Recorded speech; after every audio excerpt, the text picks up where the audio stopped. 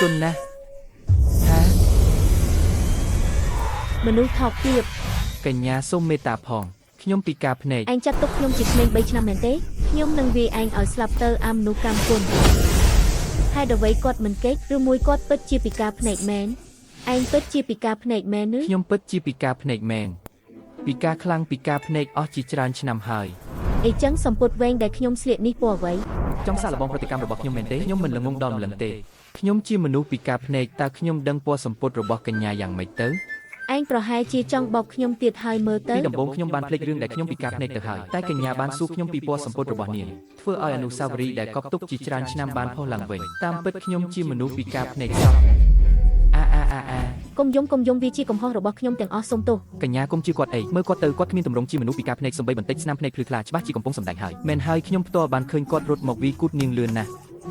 ពិតជាមនុស្សអាក្រក់មនុស្សមុខសត្វទោះខ្ញុំជឿថាឯងខ្វាក់ក៏ឯងមិនគួរវាយគូតខ្ញុំដែរខ្ញុំទើបឈឺពោះចង់ទៅបង្គន់ដើរលឿនបន្តិចក៏ច្រឡំវីគូកញ្ញាពិតជាសុំទោសខ្ញុំនៅទីនេះសុំទោសកញ្ញាឈប់ហើយចាប់ពីថ្ងៃនេះទៅខ្ញុំនឹងនៅតែក្នុងផ្ទះឯងថាមនុស្សខ្វាក់ដូចខ្ញុំចេញទៅក្រៅធ្វើអី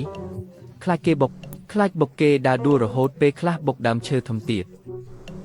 ពិតជាពិបាកណាស់ខ្ញុំជឿឯងកញ្ញាឯងក៏ជឿដែរពិតមែនបាត់បង់ក្មេងស្រីដ៏ស្រស់ស្អាតបែបនេះអត់មានខួរក្បាលសោះឯងលែងចាក់ត្រឡប់ទៅភ្នំវិញបែបនេះសម្រាប់នារីផ្សេងទៀតគឺប្រៀបដូចជាជួយមនុស្សអាក្រក់ឲ្យធ្វើបាបអរគុណច្រើនចំពោះចិត្តល្អរបស់គ្រប់គ្នារឿងនេះខ្ញុំមិនបំណងបន្តតាមដានទៀតទេទាំងអស់គ្នាចែកផ្លូវគ្នាទៅលោកម្ចាស់ដោយសារការយល់ច្រឡំបានបាត់ទៅហើយខ្ញុំសូមលាសិនហើយមានវាសនានឹងជួបគ្នាទៀតចង្រៃខ្ញុំក៏ចង់ធ្វើជាមនុស្សខ្វាក់ដែររាប់ខ្ញុំមួយផង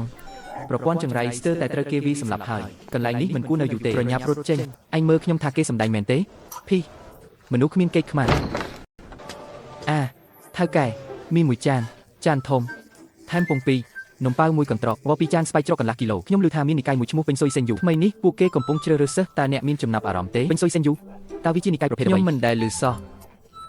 វាជានិកាយលំដាប់ទី4ដែលមានមនុស្សរាប់សិបនាក់កម្លាំងរបស់វាមិនខ្លាំងទេខ្ញុំឮថាប្រធាននិកាយមានចិត្តទៀងត្រង់ហើយត្រូវបានប្រជាជនក្នុងតំបន់ស្រឡាញ់ពេញសុយសេនយូលោកម្ចាស់ម្ហូបរបស់លោកបានដាក់ជូនអស់ហើយអូយអីគេណាស្បៃជ្រក់នេះជាប្រភេទអ្វីហើយអ្វីបានជាវាជូរយ៉ាងនេះនេះជាស្បៃជ្រក់បុរាណដែលបានបន្តវេនពីដូនតារបស់យើងមានប្រវត្តិរាប់រយឆ្នាំហើយវាជារូបមន្តសម្ងាត់តែជន់ដល់ជើងអ្នកណាដែលបានសាកហើយក៏ថាឆ្ងាញ់ដែររសជាតិនៅទីនេះខ្លាំងណាស់នោះជារឿងធម្មតាស្បៃជ្រក់ដែលមិនខ្លាំងមិនមែនជាស្បៃជ្រក់ល្អទេល្អហើយលោកម្ចាស់សូមរីករាយជាមួយអាហាររបស់លោកខ្ញុំនឹងទៅមើលភ្ញៀវផ្សេងទៀតវាគួរតែនៅខាងមុខបេសកម្មចាប់ផ្ដើមផ្ទះគូតក្មេងស្រីនៅខាងមុខម្ដងអ្នកនឹងទទួលបានបានយល់ដឹងពីការដាំដុះមួយសន្លឹកខ្ញុំបានឲ្យបេសកម្មអ្នកហើយចង់ធ្វើក៏ធ្វើមិនចង់ក៏នៅកុំរំខានខ្ញុំដេកអូយស្អីគេនឹងឯងមកធ្វើបាបខ្ញុំទៀតហើយមិនអីទេបុណ្យសាក់ទ្រព្យសម្បត្តិឆ្លៀតឱកាសបុណ្យសែនព្រះខែស៊ីមនុស្សមួយទីកញ្ញាអូសបាយណាស់ដែលបានជួបគ្នាទៀតឯងនេះជាមនុស្សពីល្ងីល្ងើបោកប្រាស់គ្មានខ្មាស់ខ្ញុំនឹងសម្លាប់ឯង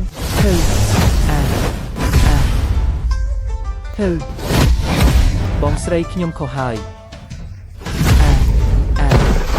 យស្រីនេះខ្លាំងពេកហើយបើមិនរត់តិចចាប់ហើយរត់ទៅណាធម្មពលទឹកក៏ពិតល្អណាស់ឯងរត់ទៅឯងជាមនុស្សពីល្ងីល្ងើបោកប្រាស់ហ៊ានមកកាច់រៀងដាក់ខ្ញុំទៀតហើយហ៊ានធ្វើរហូតឯងគិតថាខ្ញុំងាយបោកឬថ្ងៃនេះខ្ញុំនឹងកំចាត់ឯងមិនឲ្យនៅរស់ទេកញ្ញាខ្ញុំមានរឿងពិបាកចិត្តសូមស្ដាប់ខ្ញុំនិយាយពិតមាត់កុំអីកញ្ញាខ្ញុំវីគូតកញ្ញាពិតជាមានរឿងពិបាកចិត្តមែនសូមជឿខ្ញុំម្ដងទៀតស្ដាប់ខ្ញុំពន្យល់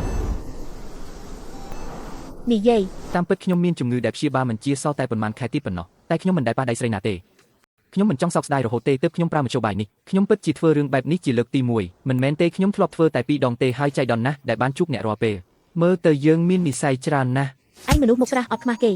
ចង់បោកនាងទៀតហើយឯងពិតជាគិតថាខ្ញុំល្ងងមែនទេមិនមែនទេបងស្រីហើយអ្នកណាជាបងស្រីឯងខ្ញុំក្មេងជាងឯងខ្ញុំនិយាយការពិតខ្ញុំសំខាន់គឺភ្ញាក់ផ្អើលដោយសម្រស់របស់កញ្ញាដែលស្រស់ស្អាតដូចផ្កានិងតាក់ទាញចិត្តខ្លាំងថែមទាំងចិត្តគំនិតរបស់អ្នកក៏សប្បុរសណាស់ហើយចរិតក៏ពិសេសអស្ចារ្យបែបនេះខ្ញុំសារភាពថាខ្ញុំវង្វេងខ្លួនឯងហើយគ្មានការគ្រប់គ្រងតតែសោះពាក្យសម្ដីឥតប្រយោជន៍ខ្ញុំមិនបានកុហកទេខ្ញុំហ៊ានស្បោះចំពោះមេឃដីនិងខ្យល់សម្រស់របស់អ្នកបានលើសពីមេឃនិងដីនេះទៅហើយខ្ញុំលែងគិតឃើញពាក្យណាមករៀបរាប់ពីមន្តស្នេហ៍ដែលរកកន្លែងដាក់មិនបានរបស់អ្នកទៀតហើ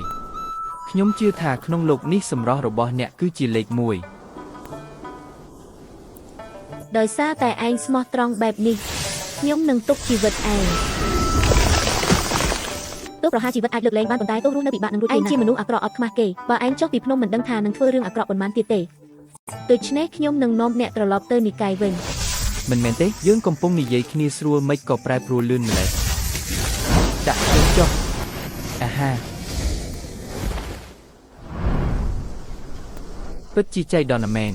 បងស្រីសិនអ្នកត្រឡប់មកវិញហើយបងស្រីមិនក៏បងចង់មនុស្សមកវិញ បងអូនប្រុសចៅប៉ាខ្ញុំនៅឯណា នៅកន្លែងវឹកហាត់បងស្រីសិនមើលទៅ ខ្ញុំមានការត្រូវធ្វើ វិញ្ញាណត្រូវត្រង់ធម្មពលត្រូវនឹងណូប្រមូលផ្ដុំធម្មពលខាងវិញ្ញាណនៅកណ្ដាលពោះផ្នែកខាងក្រោមទៅកាន់បេះដូង